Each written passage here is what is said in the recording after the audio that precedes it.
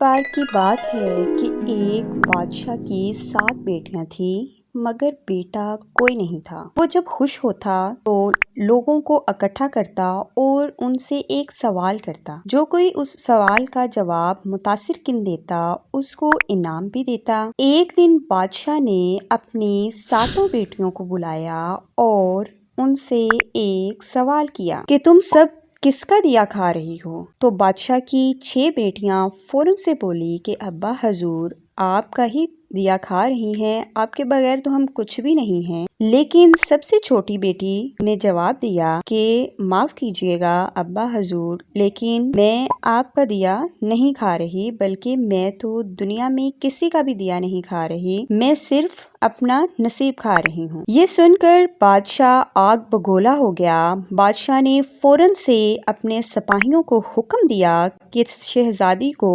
جنگل میں تنہا چھوڑ دیا جائے، پھر دیکھتے ہیں کہ میرے سوا کون شہزادی کو کھانا کھلائے گا اور اتنی عیش و عشرت دے گا۔ لہٰذا شہزادی کو جنگل میں چھوڑ دیا گیا۔ گھنے جنگل میں چاروں اطراف میں درخت ہی درخت تھے، لیکن شہزادی پرسکون تھی، کیونکہ شہزادی کو اللہ پر یقین تھا کہ جو پروردگار نے عیش و عشرت میرے نصیب میں لکھی ہے وہ مجھے ضرور مل کر ہی رہے گی۔ پورا دن گزر گیا، شام ہونے والی تھی تو شہزادی نے سوچا کہ کیوں نہ کچھ لکڑیاں جمع کر لی جائیں تاکہ آگ جلا کر اندھیرا تھوڑا کم کیا جائے۔ شہزادی جنگل میں آس پاس لکڑیاں ڈھونڈنے چلی گئی۔ لکڑیاں ڈھونڈتے ڈھونڈتے وہ ایسی جگہ پہنچ گئی جہاں ایک جھونپڑی تھی اور باہر ایک بکری گھاس کھا رہی تھی۔ شہزادی جھونپڑی کو دیکھ کر حیران ہو گئی۔ جھونپڑی میں گئی تو کیا دیکھتی ہے کہ ایک بوڑھا آدمی پانی کے لیے پکار رہا ہے۔ شہزادی نے بھاگ کر بوڑھے آدمی کو پانی پلایا۔ بوڑھا آدمی شہزادی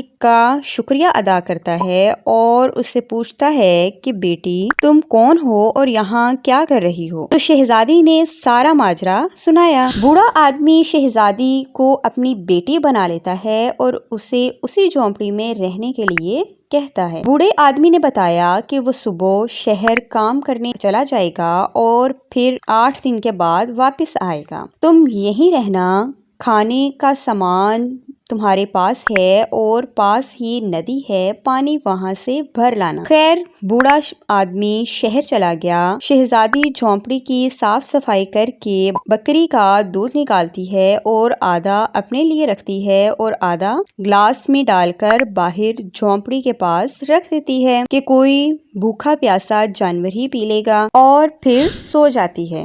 صبح اٹھ کر کیا دیکھتی ہے کہ گلاس میں دودھ غائب ہے اور گلاس کے پاس ایک لال رنگ کا نایاب پتھر پڑا ہے۔ وہ نایاب پتھر اٹھا کر رکھ لیتی ہے اور وہاں وہ سانپ کے نشان بھی دیکھتی ہے۔ یہ دیکھ کر اسے یاد آتا ہے کہ بچپن میں اس نے سنا تھا کہ جب کوئی بزرگ سانپ خوش ہوتا ہے تو وہ نایاب پتھر اگلتا ہے، اور وہ نایاب پتھر اتنا قیمتی ہوتا ہے کہ ہزاروں ہیرے جواہرات کے برابر اس کی قیمت ہوتی ہے۔ پھر شہزادی روز معمول کے مطابق آدھا گلاس وہاں پر رکھ دیتی ہے اور بزرگ سانپ بھی روز آ کر وہ دودھ پی جاتا ہے اور نایاب پتھر اگل کر چلا جاتا ہے۔ 8 دن گزر جاتے ہیں، بوڑھا آدمی آتا ہے تو شہزادی سارا ماجرا بتاتی ہے اور اس نے کہا کہ یہ نایاب پتھر شہر جا کر بیچ آئیں۔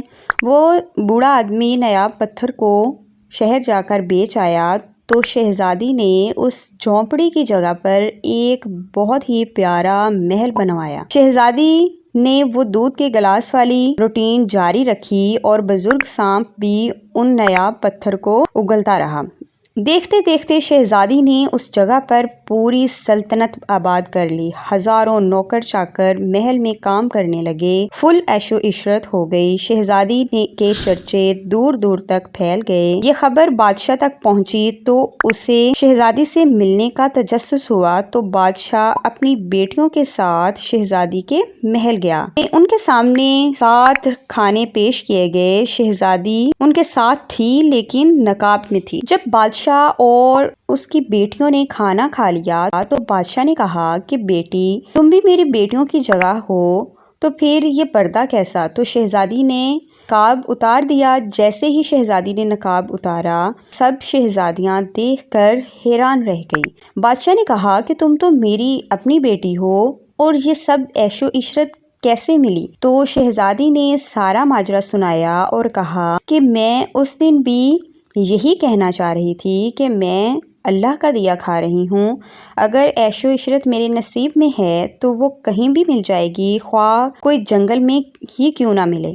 تو آج میں آپ کے سامنے ہوں۔ بادشاہ نے فوراً سے اپنی بیٹی سے معافی مانگ لی اور اس سلطنت کو اپنی سلطنت کے ساتھ ملا لیا اور شہزادی کو اس سلطنت کی ملکہ بنا دیا۔ اور یہ اچھی لگی ہو تو لائک کیجیے گا، کمنٹس کیجیے گا، شیئر کیجیے گا اور چینل کو سبسکرائب کر کے بیل آئیکن پر لازمی پریس کر دیں تاکہ اس طرح کی دلچسپ کہانیاں آپ لوگوں تک پہنچتی رہیں۔